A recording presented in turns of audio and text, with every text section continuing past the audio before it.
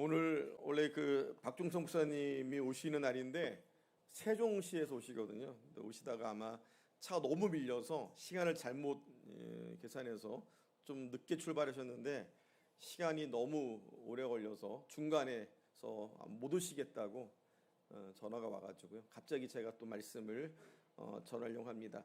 이 말씀은 저희 교회가 지난 작년 11월에 10월 말부터 11월까지 초까지 코로나 때문에 다 격리했던 적이 있었잖아요. 그렇죠? 코로나 걸리신 분들은 생활치료시설에, 코로나 안 걸리신 분들은 호텔에 다 격리를 해서 교회 아무도 없었을 때 했었어요.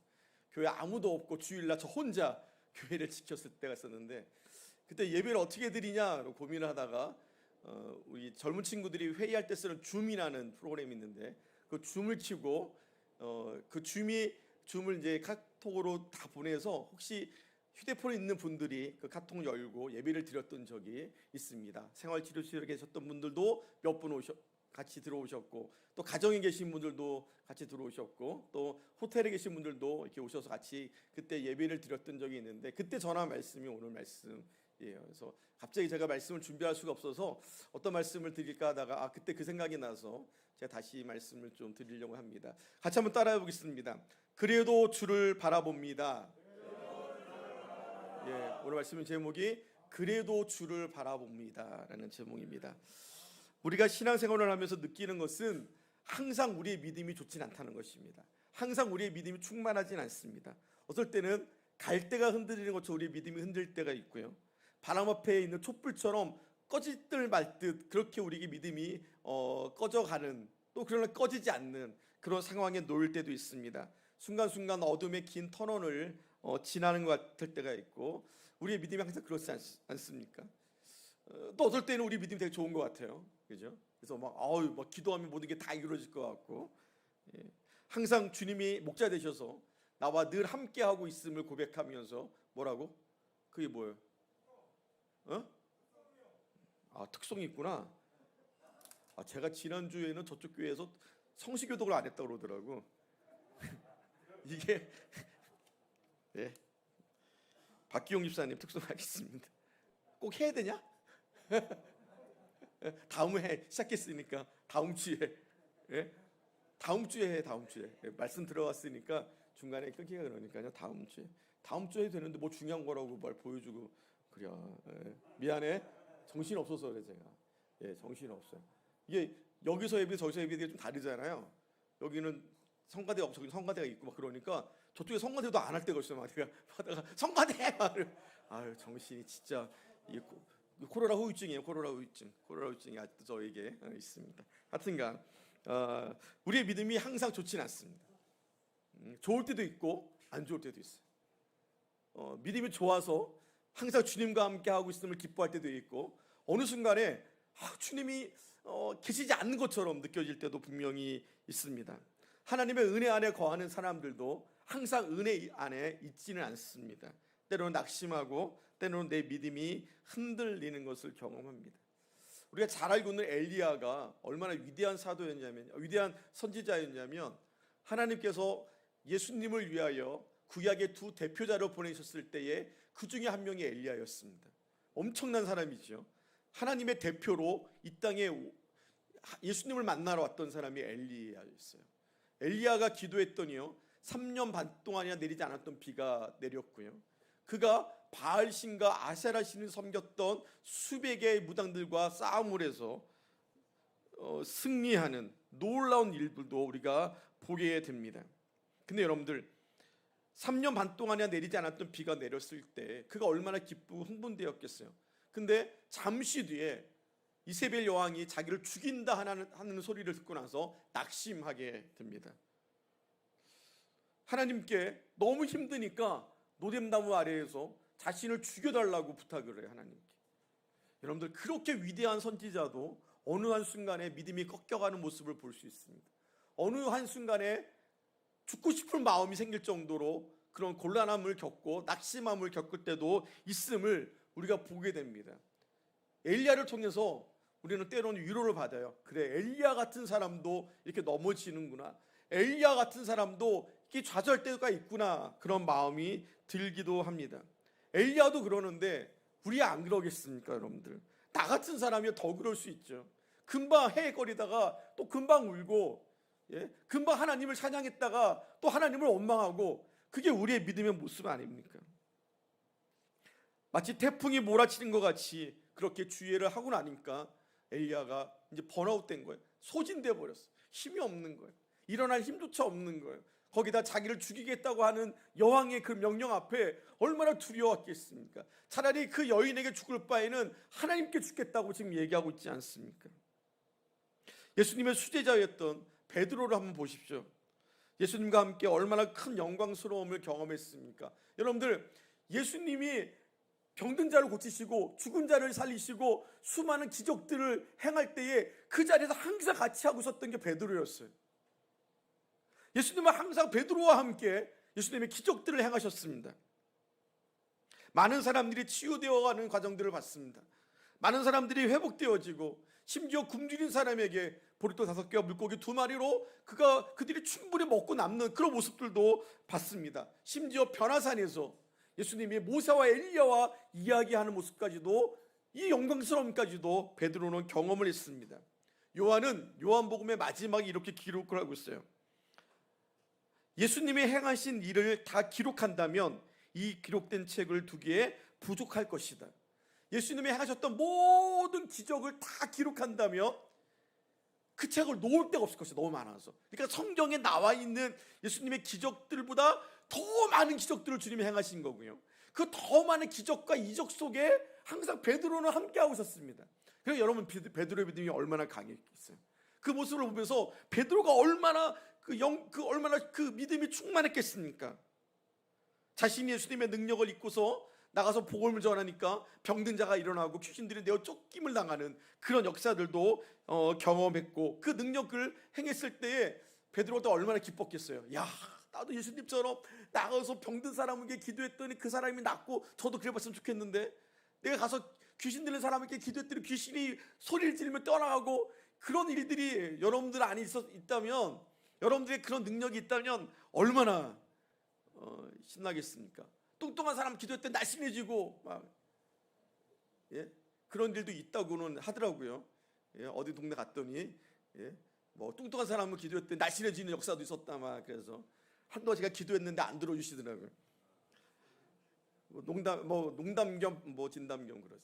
그런 기적들을 행할 수 있는 능력이 우리에게 있다면 우리가 얼마나 주님을 더 뜨겁게 섬길 수 있겠습니까? 근데 여러분들 보십시오. 예수님께서 잘 비치던 날 밤에 베드로는 비참하게도 예수님을 부인하고 맙니다.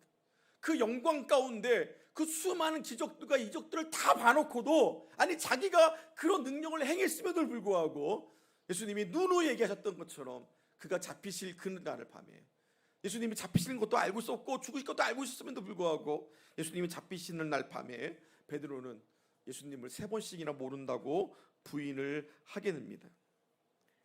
내가 예수님과 함께 죽겠습니다. 야, 주와 함께 죽으러 가자고 얘기했던 게 그 제자들이었잖아요. 근데 진짜 죽을 일이 생기니까요, 겁이 나는 거예요. 두려운 거예요. 누구나 그렇죠.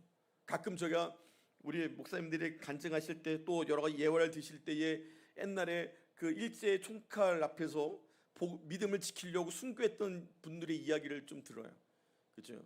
공산당이 쳐들어왔을 때에 기독교를 믿는다는 것 때문에 교회 가둬놓고 불을 질러서 나오는 사람을 총으로 쏴버렸던 그런 일들도, 제암인가요? 뭐 어디서도 있어. 그때 그 일제 시대인가요? 그때 그런 일들도 많았습니다.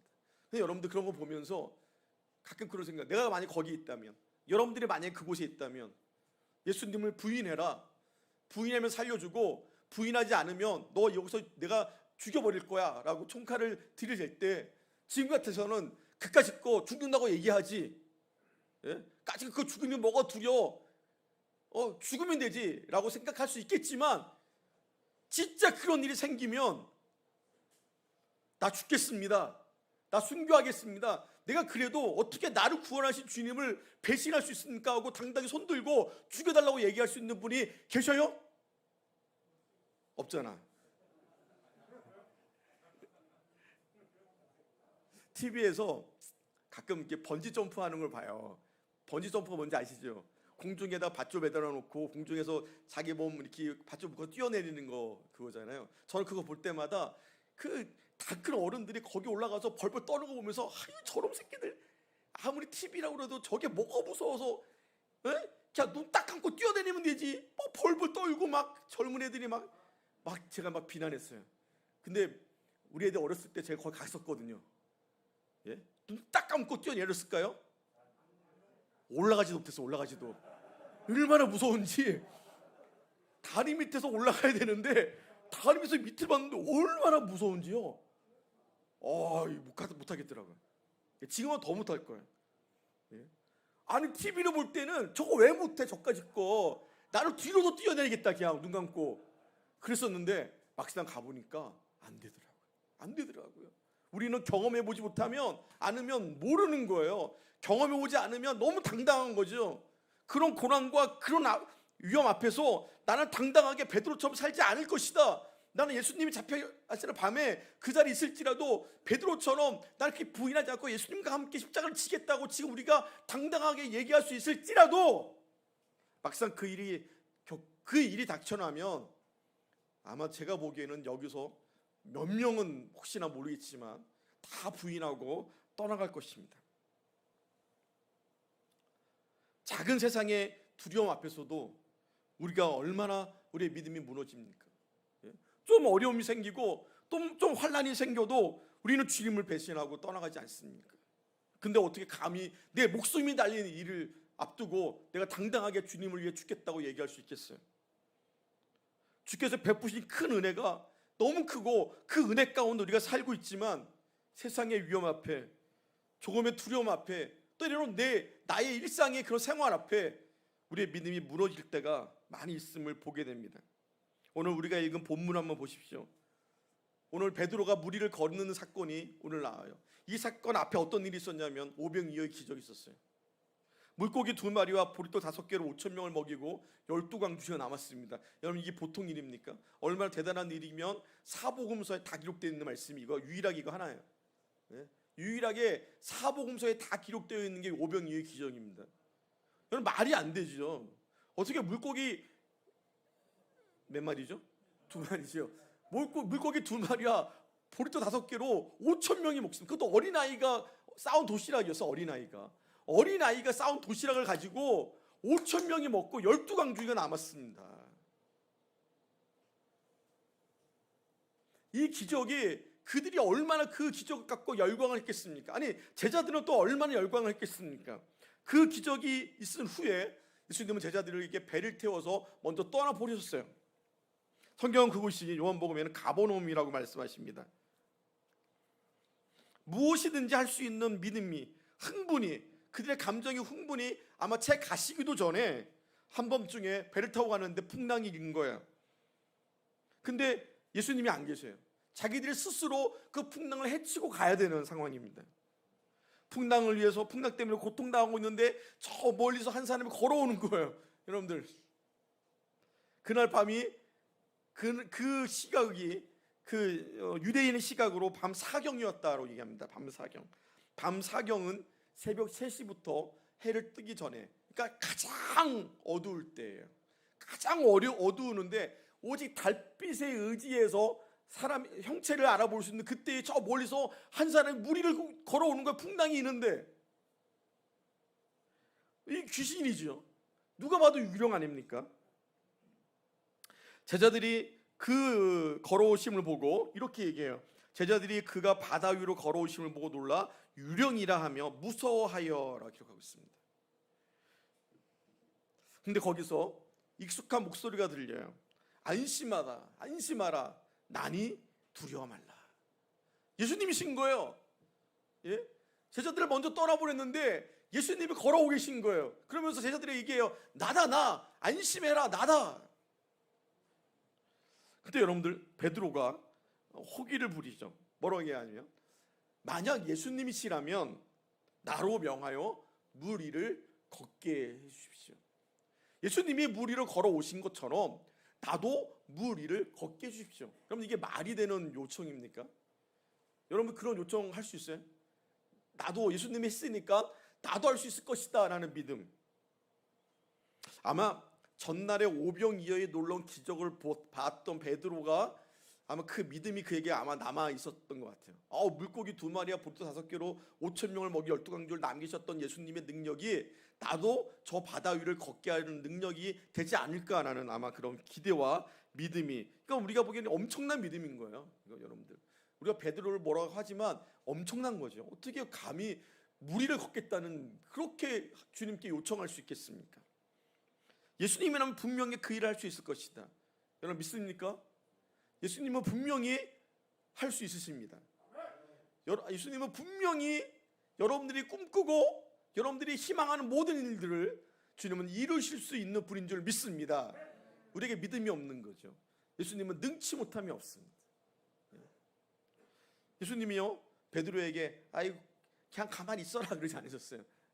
가만히 있어, 너 여기 설치냐 그러지 않고 베드로에게 와라 그랬습니다. 와라.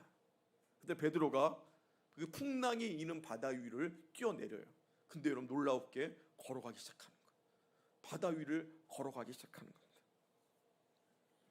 예수님을 바라보면서 걸어요. 인류 최초로 바다 위를 걸은 사람이 되었습니다.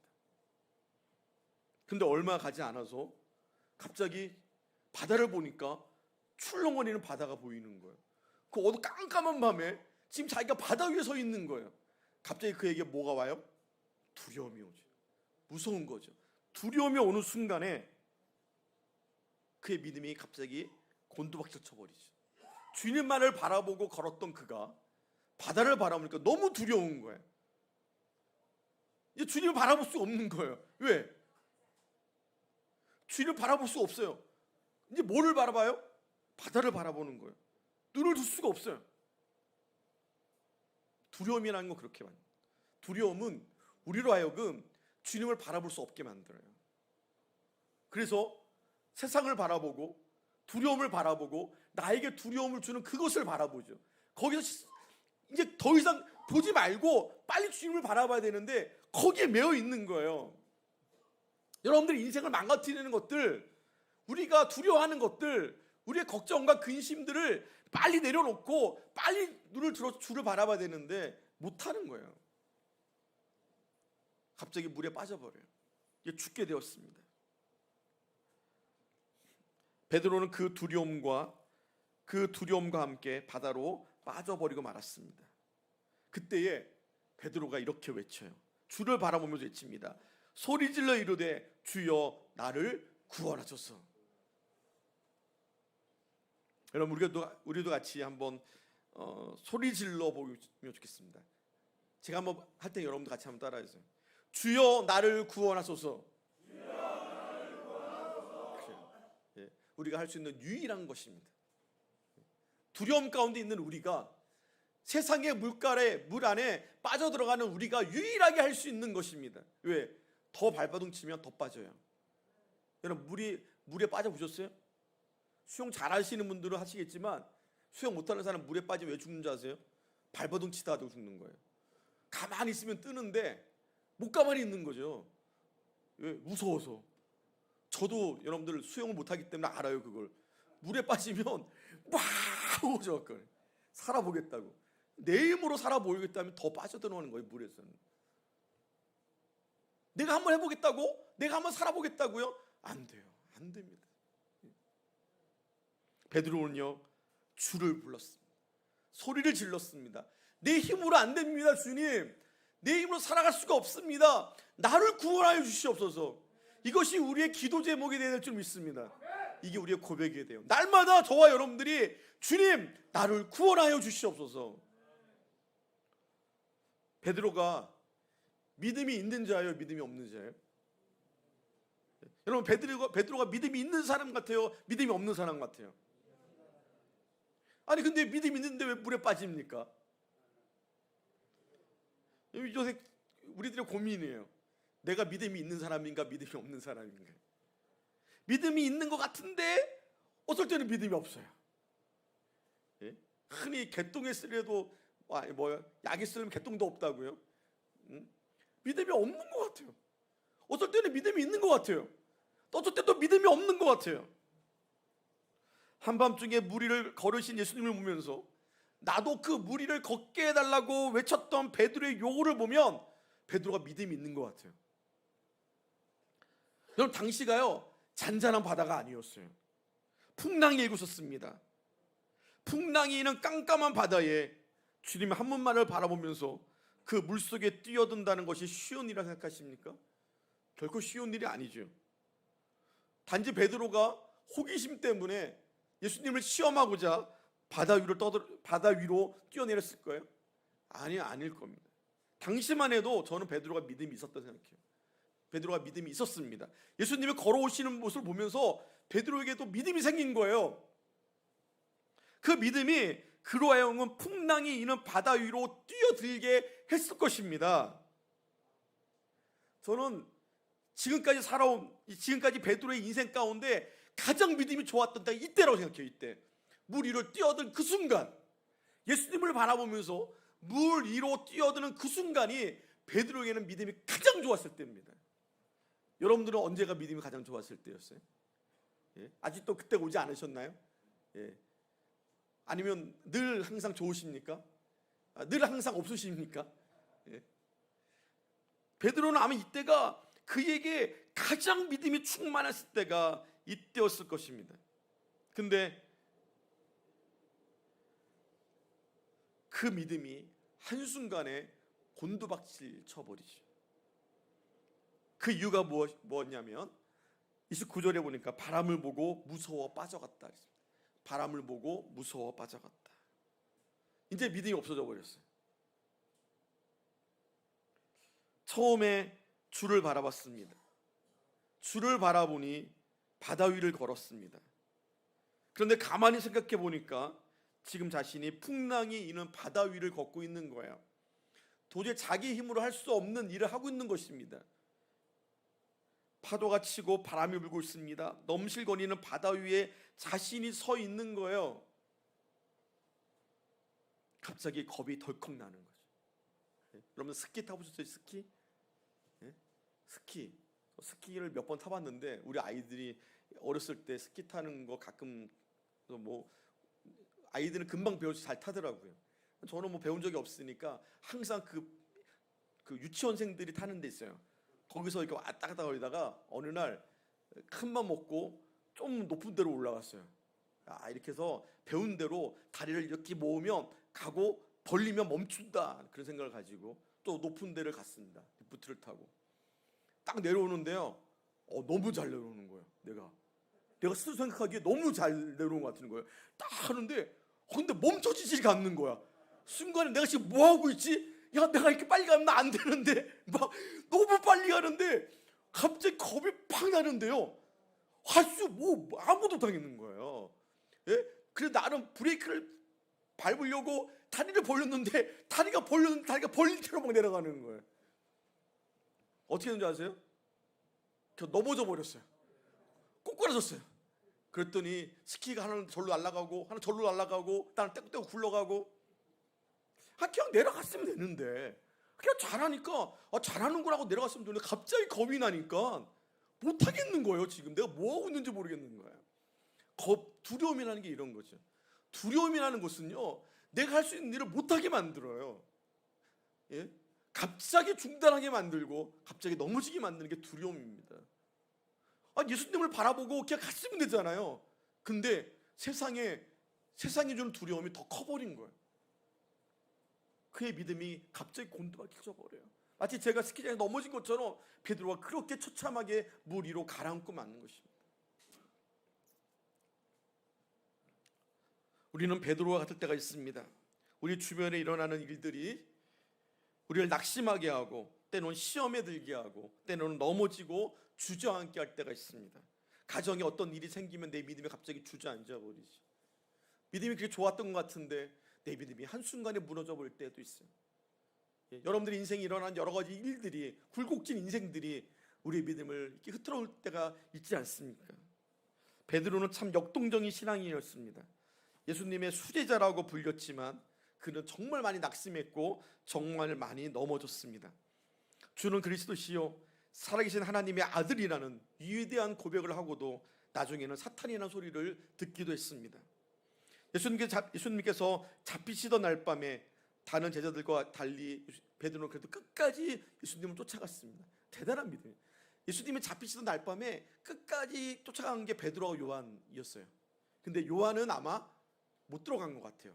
그 안에 베드로만 그 안에 들어간 것 같아요. 그러니까 아무도 들어갈 수 없는 그곳에 끝까지 그래도 베드로는 예수님을 쫓아온 거예요. 근데 그곳에서 예수님을 부인하게 됩니다. 베드로의 믿음은 우리가 아는 것처럼 한결같지가 않았습니다. 그의 성격이 불과 같은 것처럼 그의 믿음도 금방 불처럼 타올랐다가 금방 또 식어버리는 그런 믿음을 갖고 있었습니다. 고린도후서 7장 5절에 사도 바울은 고린도 교회에 이렇게 편지합니다. 우리가 마게도냐에 이르렀을 때에도 우리 육체가 편하지 못하였고 사방으로 환난을 당하여 밖으로는 다툼이요 안으로는 두려움이 있었노라. 지금 바울이 육신이 많이 아팠던 것 같아요. 몸에 병이 들었던 것 같습니다. 물론 바울은 평생 병을 갖고 살았습니다. 근데 지금 많이 아픈 것 같아요. 그래서 내가 지금 육신에 편하지 못하다. 몸도 아픈데 사방에 어려움이 가득 차 있는 거예요. 야, 여러분들 사람이 참 이상한 게요. 육신이 약하면 믿음도 흔들려요. 예? 참 우리가 그래요. 갑자기 몸이 약해지면요, 내 믿음도 같이 흔들 때가 있어요. 그래서 우리가 건강해야 될 이유 중에 하나가 하나님을, 물론 그걸 넘어서야 될 믿음이 필요하긴 하지만 갑자기 몸이 아프거나 갑자기 그러면요, 내가 내 신앙도 좀 흔들려 버리고 내 믿음도 흔들려 버릴 때가 있습니다. 바울이 지금 그런 거죠. 육신도 아프고 몸도 아픈데 사방에는 적군들이 자기를 공격하고 있습니다. 외부적으로 다툼이 있었고, 그러니 그가 몸도 아프고 마음도 아프고 다 그런 상태인 거예요. 그러니까 참 우리 같으면 넘어지죠. 우리 같으면 다 포기하고 아마 일어나기도 싫었을 거예요. 그런 상태에 지금 바울이 있었던 것이죠. 근데 그때에 바울이 6절에 이렇게 고백을 해요. 그러나 낙심한 자들을 위로하시는 하나님께서, 낙심한 자들을 위로하시는, 이렇게 낙심 가운데 있는 내 육신도 병들고 사방에서 나를 공격하는 환난이 그렇게 많은데 내가 지금 넘어져야 되는데 그래도 넘어지지 않는 것은 하나님이 나를 위로하고 계시다라는 것입니다. 이게 믿음이죠. 그럼에도 불구하고 하나님이 나를 위로하고 계시기 때문에 내가 끝까지 넘어지지 않을 것이라는 것입니다. 하나님은 낙심하고 두려워하고 있는 그들을 향해서 디도를 보내셨고요, 바울이 디도가 오면서 위로를 받게 됩니다. 하나님은 우리의 필요가 무엇인지 아십니다.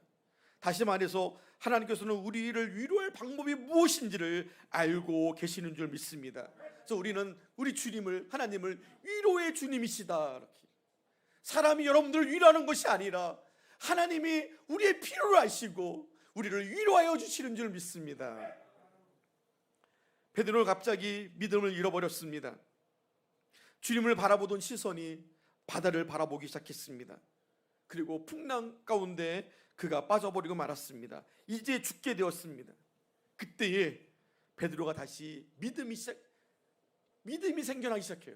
믿음이 아마 그래도 그 죽음 가운데 그에게는 꺼져가는 불꽃 같은 믿음이 있었던 것 같아요. 그 믿음으로 주의 이름을 부르는 거예요. 주여 나를 구원하소서. 그래도 나를 구원하실 분은 주님밖에 없습니다. 로마서 10장 13절에 누구든지 주의 이름을 부르는 자는 구원을 받으리라라고 말씀하셨습니다. 사도행전 2장 21절에 누구든지 주의 이름을 부르는 자는 구원을 받으리라고 말씀하셨습니다. 바다에 빠져버린 베드로를 살릴 수 있는 유일한 방법, 베드로가 살 수 있는 유일한 방법은 주의 이름을 부르는 것입니다. 우리가 기도할 때에 주여라고 외치잖아요. 오늘도 우리가 기도할 때 주여라고 외치지 않았습니까? 그냥 주여라고 외치는 게 자고 계신 주 이름을 깨우는 게 아니에요. 우리가 그 외침은 주의 이름을 부르는 자는 반드시 주님이 구원하여 주시겠다는 약속을 가지고 부르는 거예요. 네? 우리가 주여라고 부를 때에 주님이 나를 구원하실 줄 믿습니다라고 주를 부르는 것입니다. 아이들이 넘어졌을 때 아빠라고 부르잖아요. 왜? 엄마라고 부르는 이유가 뭐예요? 그가 나를 도와줄 것이라는 믿음을 가지고 부르는 거 아닙니까? 여러분들이 그냥 습관적으로 주의 이름을 부르는 게 아니라 그냥 하나니까 주여로 부르는 게 아니라 정말 내 주님께서 나를 구원하실 그분이시다는 걸 믿고 여러분들 주의 이름을 부를 수 있게 되기를 간절히 소망합니다. 예수님은 물에 빠져 있는 베드로의 손을 잡고 그를 구원하여 주셨습니다. 또다시 물을 걷게 된 거예요. 예? 기록되어지는 않았지만 물속에 빠져 있는 베드로를 잡고 일으켰어요. 그리고 예수님과 함께 물 위를 걷기 시작합니다. 놀라운 일이 아닙니까? 자기 혼자 걸으니까 다시 물에 빠진 거예요. 근데 이제는 주님과 함께 걷는 거예요. 그러면 주님과 함께 풍랑이 있는 바다를 걸을 때에도 주님과 함께라면 더 이상 빠지지 않게 될 줄 믿습니다. 그게 주님과 함께라는 거예요. 우리가 믿음이 없어서, 아니 잠시 믿음을 잃어버려서 낙심할 때에도 주님을 바라봐야 될 줄 믿습니다. 내가 정말 힘들고 어렵고 정말 땅만 바라보고 살 수밖에 없는 그런 무거운 짐을 갖고 있을지라도 그래도 우리는 눈을 들어서 주를 바라봐야 돼요. 그게 살 길이고 그게 구원받을 길입니다. 베드로는 풍랑이 있는 바다에 빠져서도 그래도 그의 믿음이 주를 바라보게 했어요. 그 속에서도 주여라고 불렀어요. 그래도 주를 떠나가지 않고 주의 이름을 불렀습니다. 스데반 집사님이 공회에 끌려가서 사방팔방의 원수들로 둘러싸여 있을 때에 얼마나 두려웠겠어요. 그의 주변에 다 그를 죽일 사람만 있는 거예요. 근데 아마 그런 상황이 있으면 숨이 턱턱 막힐 거예요. 저 같은 사람 아마 공황장애를 일으킬지도 몰라요. 자기를 미워하고 자기를 죽이려는 사람이 가득 차여 있는 그 공회 한가운데에 스데반 집사가 묶여 있는 거예요. 얼마나 두려웠겠습니까? 근데 눈을 들어서 하늘을 보니 하늘 문이 열리고 주님이 하늘 보좌에 앉아 계신 걸 보았어요. 사도행 7장 55절부터의 말씀 보니까 스데반이 성령 충만하여 하늘을 우러러 주목하여 하나님의 영광과 및 예수께서 하나님 우편에 서신 것을 보고 말하되 보라 하늘이 열리고 인자가 하나님 우편에 서신 것을 봤노라. 눈을 보니까 사방에 자기를 죽이려 하는 스람들을 본 게 아니라 하늘을 보니까 하나님과 하나님의 영광과 예수 그리스도가 그 위에 계신 걸 봤습니다. 스데반이 주를 보고 외칩니다.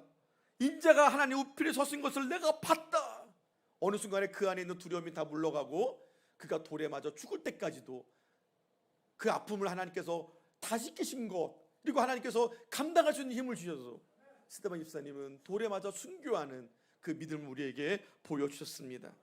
오늘 우리도 마찬가지입니다. 사방으로 우겨싸움을 당할 수도 있습니다. 눈앞에 있는 현실을 보면서 절망할 수도 있습니다. 하나님이 계신가? 하나님이 계시지 않냐인가? 하나님은 지금 무엇 하고 계시는가? 원망하면서 절망 가운데 무너져 버릴 수도 있습니다. 물론 힘이 들겠지만 그래도 이겨놔야 됩니다. 우리의 인생은요, 우리의 믿음은 전투하는 것입니다. 사느냐 죽느냐 싸움하는 거예요. 우리 지금 게임하고 있는 게 아니에요. 예? 지금 아이들이 총으로 하는 게임들 많이 하죠. 그 게임하는 게 아니라 지금 정말 우리가 우크라이나의 전쟁 가운데 총 들고 서 있는 거예요. 우리는 지금 죽느냐 사느냐 그 문제인 거예요. 사탄이 이기느냐, 그래서 우리 사탄의 밥이 되느냐, 우리가 이기느냐, 우리의 믿음이 이겨서 사탄을 굴복시키느냐, 지금 우리는 그 안에 있는 것입니다. 게임하고 노는 게 아닙니다. 주님을 바라보며 살고, 비록 암담하고 답답한 현실이지만 주를 바라보면 살게 되는 줄 믿습니다. 히브리서 12장 2절에 우리에게 이렇게 권면합니다. 믿음의 주요 또 온전하게 하시는 이인 예수를 바라보자. 그는 그 앞에 있는 기쁨을 위하여 십자가를 참으사 부끄러움을 개의치 아니하시더니 하나님 보좌 우편에 앉으셨느니라. 예수를 바라보자. 주의 하나님 우편에 계신 십자가의 모든 고통을 다 짊어지시고 그러나 부활하셔서 하나님 우편에 계신 주를 바라보자. 여러분 혹시 이해할 수 없는 고난 가운데 계신 분이 있으십니까? 예. 오늘 잠시 우리 박운수 씨 왔다 갔는데 그렇게 정말 자랑스러운 아들이 갑자기 교통사고로 그렇게 자기 곁을 떠날 줄 누가 알았겠어요? 예? 그렇게 자랑스러운 아들이 돈을 한 달에 뭐 몇 천만 원씩 번다고 그렇게 자랑했던 아들인데, 예? 그때 교통사고로 그렇게 갑자기 자기 곁을 떠날지를 어떻게 알았겠습니까? 우리는 우리 인생에 그런 이해할 수 없는 그런 일들이 일어날 때가 있습니다. 그래도 그것 때문에 우리가 깊은 바닷속에 빠져든다 할지라도 그래도 주를 바라봐야 됩니다. 그래도 주를 바라봐야 됩니다. 이해할 수 없을지라도 그래도 주를 바라봐야 됩니다. 주님이 나와 함께 계시면 내가 주님을 바라볼 때에 주님이 나와 함께하고 계심을 보게 되는 줄 믿습니다. 사방이 다 막혀 있습니까? 그래도 하늘은 뚫려 있다고 하지 않습니까?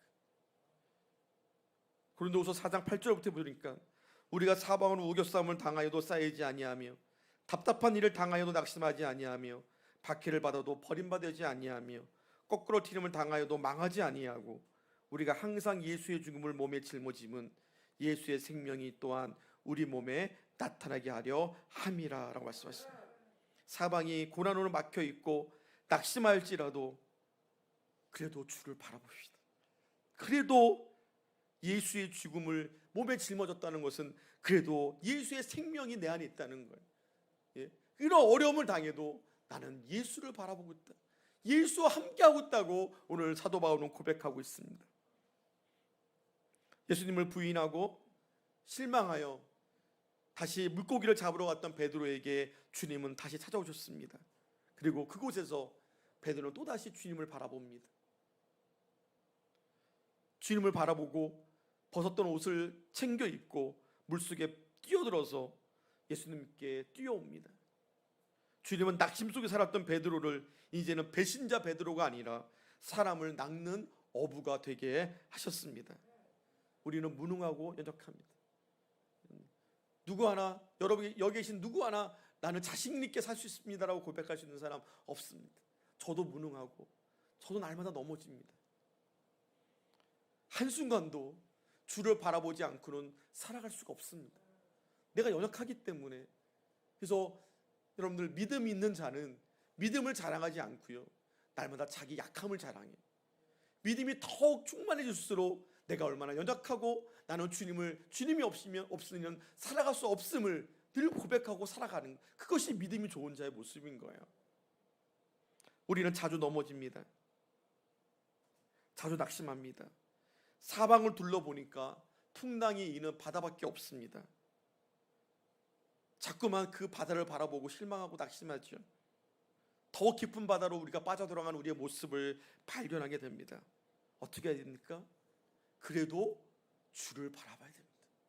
그래도 주님을 바라보고 주여 나를 구원하소서라고 외치는 베드로의 신앙이, 베드로의 믿음이 우리의 것이 되기를 간절히 소망합니다. 그때 바닷속에 빠져있는 우리의 손을 붙잡고 주님 우리를 다시 일으키셔서 우리 손을 꼭 잡고 주님이 우리가 가지 못한 그 길을 가게 하실 줄 믿습니다. 기도하겠습니다.